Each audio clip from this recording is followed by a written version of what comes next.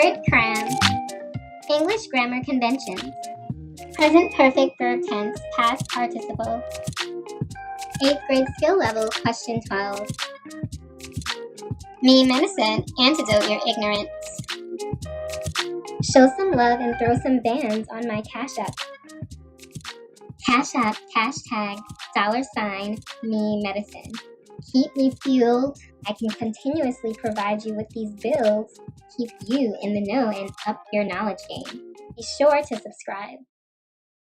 English Foundation, Verb Tense, Question 12. Complete the sentence with the present perfect form of the verb. We blank on the West Coast for so long that our Boston accents are now barely noticeable. The task here is to shift the tense of be to its present perfect verb form. The perfect tense describes completed actions. Another way of saying this is the perfect tense usually tells about something that has, had, or will have happened. To form the perfect tense, use a form of the helping verb to have with the past participle of the main verb. The past participle of a verb is usually the same as its past tense form. Its simple past tense form, that is. But sometimes the verb is irregular. The present perfect tense tells about something that has happened or has started already. It uses a present tense form of the helping verb to have, which is either going to be has or have.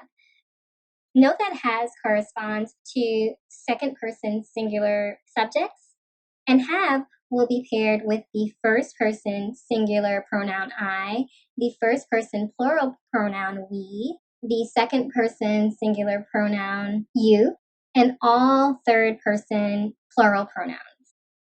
All right, so that might have been a lot to digest mentally. Check out these examples. The sun has broken through the clouds. Note that here, has is the second person singular form of the verb to have. Again, it agrees with its singular subject, the sun.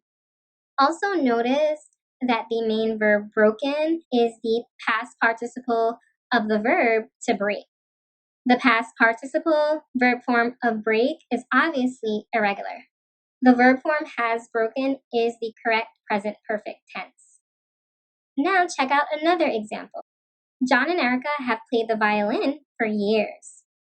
Note here that have is the present tense form of the verb to have that is paired again with I, you, we, and all plural subjects. Here, our plural subject is John and Erica. So the present perfect tense have played correctly corresponds to its plural subject, John and Erica. All right, back to the original question. Now for the detailed solution. Again, the present perfect tense tells about something that has happened or has started already. It uses the present tense form of the helping verb to have, which is has, H-A-S, for singular third person subjects, such as the West Coast, just in case you don't know what a singular third person subject looks like, and have, H-A-V-E, for the first person singular pronoun I, the first person plural pronoun we, the second person singular pronoun you, and all other plural subjects. And again, an example of a plural subject is Boston accents with an S, meaning more than one Boston accent. That's what makes it plural. It's more than one. All right, let's get back on track. So either form of the verb to have is then combined with the past participle of the main verb. According to this rule, have been is the correct present perfect tense verb form. We can sense that these people have lived for a while now on the West Coast, beginning sometime in the past. So the use of have been is appropriate here. The main verb be is irregular.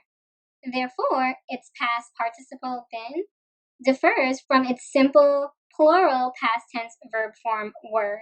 That's W-E-R-E. And that's just an additional detail to heighten your understanding. Okay, so we have preceded been with the appropriate present tense form of the helping verb to have that agrees in number with the plural first person subject of the verb we. Have been is the correct present perfect tense verb form.